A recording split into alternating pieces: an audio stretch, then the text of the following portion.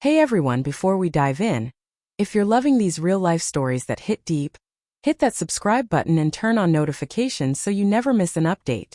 Hey there, I'm Mia Harper, and these days I walk like time itself has slowed down for me. At my dad's birthday cookout here in Denver, I was taking every step like it mattered. That's when my sister Lauren suddenly yanked my crutch right out from under me, her nails digging in like claws. "Quit acting, Mia. You're just milking everyone for petty cash," she snapped, loud enough for the whole yard to hear. I crashed face first into the grass. My ribs exploded with pain, my cheeks scraped raw against the dirt. Laughter ripped through the air, way louder and meaner than the Bluetooth speaker blasting oldies. Phones popped up everywhere, recording me like I was some viral prank gone wrong. My best friend Ellie stood frozen by the picnic table, one hand clamped over her mouth. Mom and Dad stayed planted at the grill, staring at everything except their own daughter sprawled on the ground. I just lay there, whispers slicing me open, every pair of eyes feeling like a guilty verdict. I had no idea yet who was watching from the sidelines, or what he was about to uncover. Someone snatched my crutch that day and ripped the mask off my entire family. Drop a quick comment and let me know where you're watching from today. I read every single one here on Echoes of Life. That fall didn't hurt because it was new. It hurt because it reminded me of everything that came before this cookout. 2 years earlier, a wreck on I-25 shattered my spine. Doctors told me walking again would take a miracle plus non-stop work. Physical therapy taught me how to balance, how to breathe through the pain, how to be terrified in tiny, manageable bites. The crutches ended up being forever, not just for now, no matter how much my family pretended otherwise. Lauren had been calling them props way before she grabbed one today.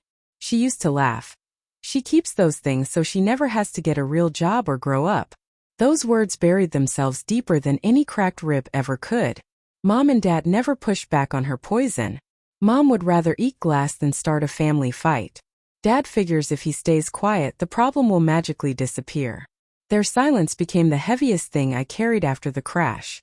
Back when therapy first started, I saved every single piece of paper: doctor notes, pain logs, progress reports, insurance rejections.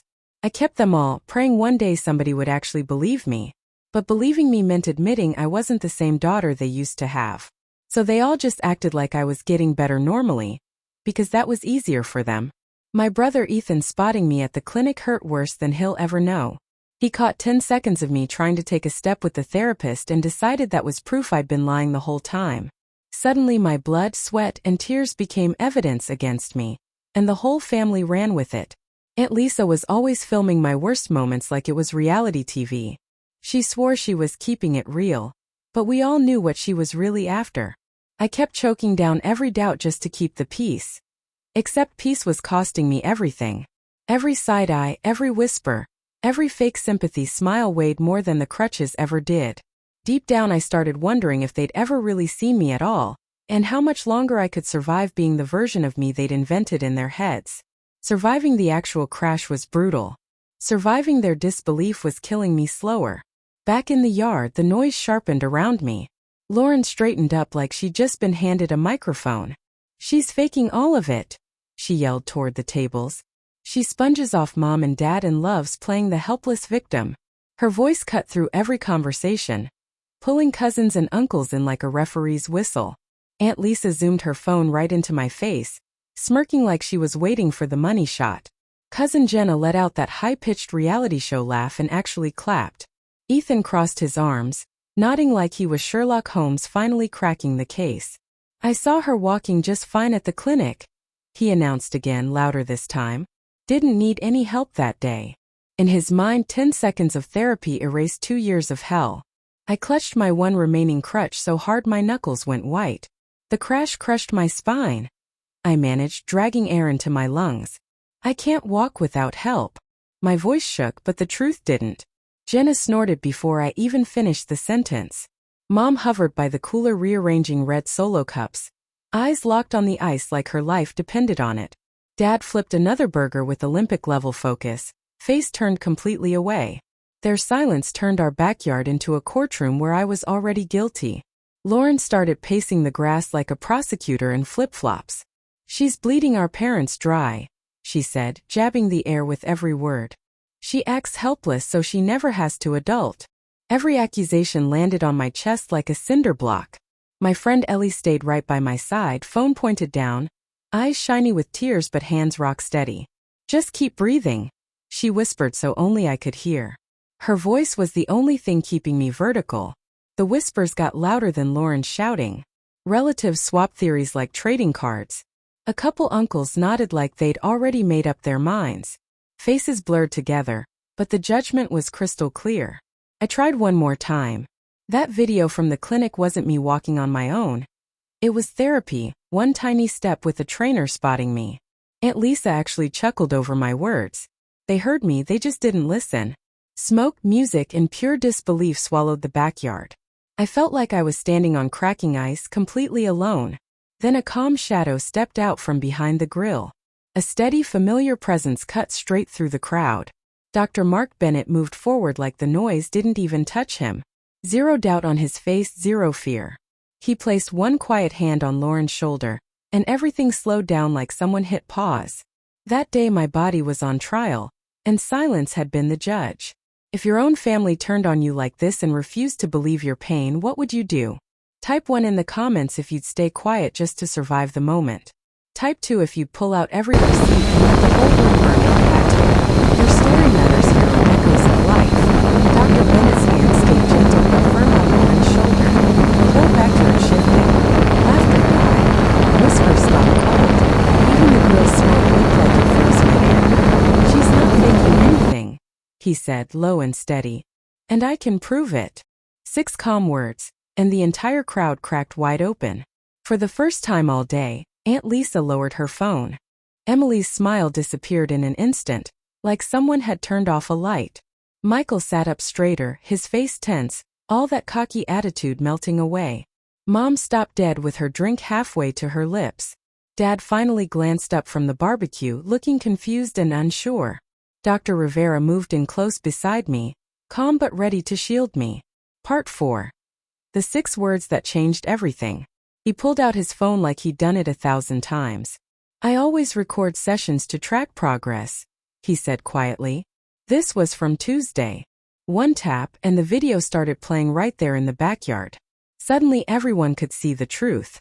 There I was on screen holding onto the parallel bars for dear life, my legs shaking like crazy.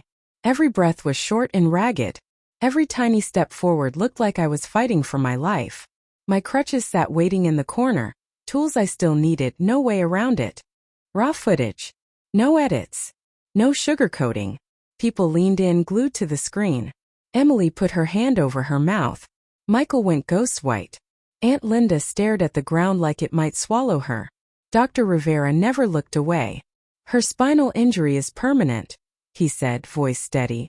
"She works harder than any of you know, and she deserves the truth from her own family." Dead silence rolled in like a cold wave. The kind of silence that makes everything you've been ignoring feel huge and ugly. My sister Chloe finally spoke, voice breaking. "I was only trying to protect Mom and Dad," she whispered. "It wasn't sorry. It was scared." I looked around the yard. All the relatives who'd been laughing at me minutes ago wouldn't meet my eyes now. Every joke from earlier stung twice as hard. Every whisper felt louder. Every quiet parent weighed 1,000 pounds on my chest. The video kept going. My real struggle blasted out of speakers that were supposed to be playing party music. Hearing my own pain echo across the lawn was wild. Not embarrassing, just crystal clear. This was my life every single day. And it took a stranger's proof to make them finally see it. Dr. Rivera paused the video and looked at me softly. "You don't have to stay here," he said under his breath. For the first time all day I felt lighter. The gate at the back of the patio didn't look like an escape anymore.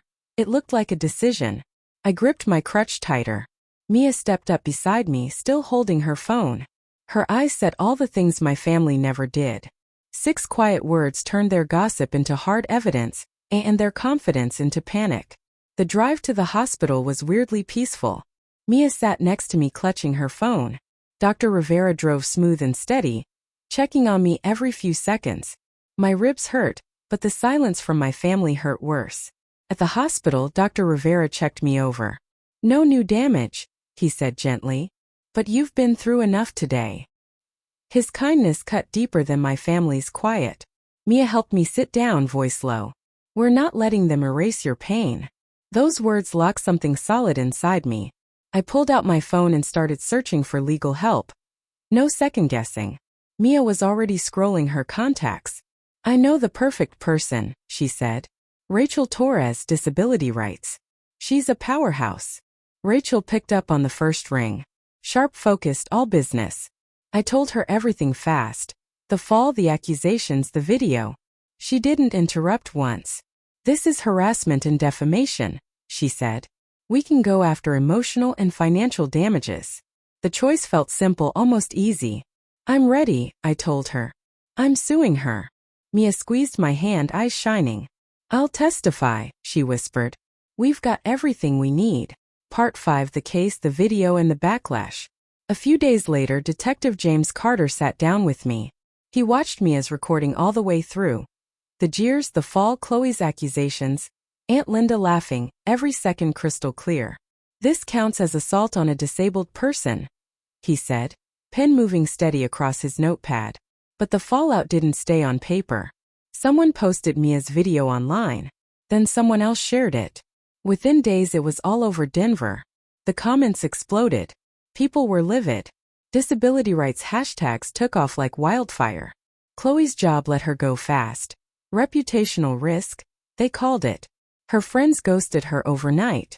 The perfect little world she built crumbled quietly. Aunt Linda got hit too. People tore into her for laughing in the video. All her accounts went private in hours. Emily sent me a handwritten apology. Shaky letters, almost like a kid wrote it.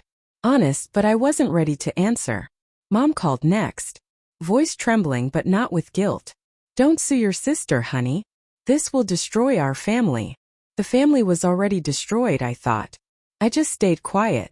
Instead, I poured everything into physical therapy. Every lift, every stretch, every shaky step turned into fuel. That same night I started a blog, just to get the words out. Then strangers found it. Then thousands more. Their stories sounded just like mine. We built a quiet, fierce little community. I wasn't invisible anymore. I wasn't doubted anymore. I wasn't alone. The second I filed the paperwork, this stopped being family drama. Months went by and the noise finally died down. My blog kept growing, one real post at a time. Strangers turned into friends. Stories turned into bridges. My voice got stronger every day. Then I ran into Chloe again. She was standing by the clinic desk in a volunteer vest.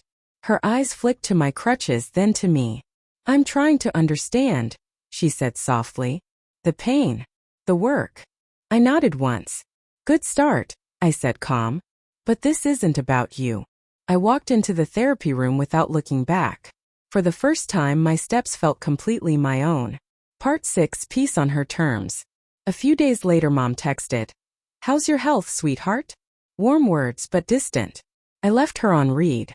Sometimes peace means shutting the door on people you used to open it for. A year after that barbecue, everything changed again. The Denver Disability Alliance gave me an award for my writing. They handed me a little glass plaque on stage. The applause felt warm, real, earned, no strings attached. I put the plaque on my shelf when I got home. Not to prove anything to anyone, just to remind myself. I survived their doubt. I survived their silence. And I built something stronger than their approval ever was. My story was never about revenge. It was about taking my life back. My body, my truth, my boundaries. I still write. I still heal. I still choose who gets close. I don't wait for my family to finally see me anymore. I didn't fix them. I documented my freedom and walked away. If this hit home, give the video a like. Share it with someone who's tired of being misunderstood. And subscribe so you're here for the next story on Echoes of Strength.